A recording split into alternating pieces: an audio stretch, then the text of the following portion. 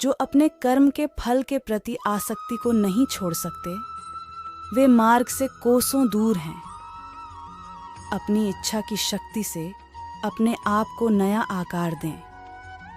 अपने आप को कभी भी स्व इच्छा से नीचा न होने दें। इच्छा ही आत्मा की एकमात्र मित्र है और इच्छा ही आत्मा की एकमात्र शत्रु है। जिन्होंने खुद को जीत लिया है, उनके लिए इच्छा एक मित्र है, लेकिन यह उन लोगों का दुश्मन है जिन्होंने अपने भीतर आत्मा को नहीं पाया है। सर्वोच्च वास्तविकता उन लोगों की चेतना में प्रकट होती है जिन्होंने खुद को जीत लिया है। शांत मन में, ध्यान की गहराइयों में आत्मा स्वयं को प्रकट करती है। स्वयं के माध्यम से स्वयं को देखकर एक आकांक्षी पूर्णता के आनंद और शांति को जानता है। कोई भी जो अच्छा काम करता है, उसका कभी भी बुरा अंत नहीं होगा, न तो यहाँ और न ही आने वाले युग में। गंभीर तपस्या और ज्ञान मार्ग से ध्यान श्रेष्ठ है। मुझ पर अपना मन लगाकर योग के अभ्यास से स्वयं को अनुशासित करो। मैं उन लोगों के लिए हमेशा मौजूद हूँ जिन्होंने मुझे हर प्राणी में महसूस किया है। व्यक्ति जो चाहे बन सकता है, यदि वह विश्वास के साथ इच्छित वस्तु पर लगातार चिंतन करे। मन बहुत चंचल है, जो इंसान के दिल में उथल पुथल कर देता है। जैसे वे मेरे पास आते हैं, वैसे ही मैं उन्हें ग्रहण करता हूँ। सभी पथ पार्थ मानव को मेरी ओर ले आते हैं।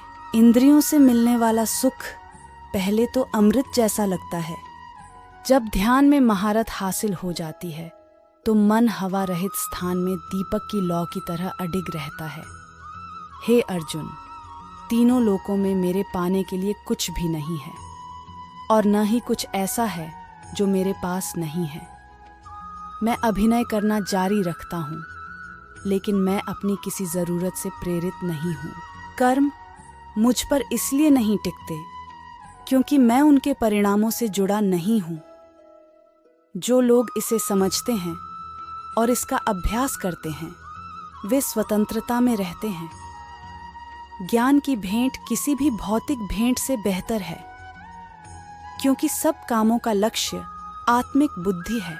जैसे आग की गर्मी लकड़ी को राख कर देती है, वैसे ही ज्ञान की आग सभी कर्मों को भस्म कर देती है।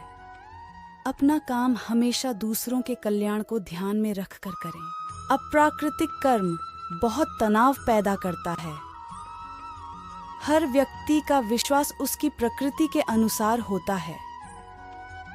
मैं उन्हें ज्ञान देता हूँ जो सदा मुझसे जुड़े रहते हैं और जो मुझसे प्रेम करते हैं।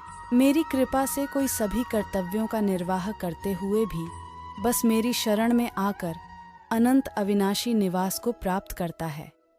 बुद्धिमान व्यक्ति कामुक सुख में आनंद नहीं लेता। जो कार्य में निष्क्रियता और निष्क्रियता में कार्य देखता है, वह एक बुद्धिमान व्यक्ति है। जीवन एक मेला है जिसमें सुख दुख के झमेले लगे रहते हैं। हर व्यक्ति के जीवन में एक ऐसा कठिन समय भी आता जब व्यक्ति निराश हो जाता है। ऐसे समय पर यदि धैर्य से काम लिया जाए और खुद को प्रेरित करके रखा जाए, तो सफलता भी आपकी दहलीज पर दस्तक देती है। भगवान श्री कृष्ण ने श्रीमद् भागवत गीता जी के निर्मल ज्ञान प्रकाश से पार्थ की परेशानियों का तमस मिटाया था।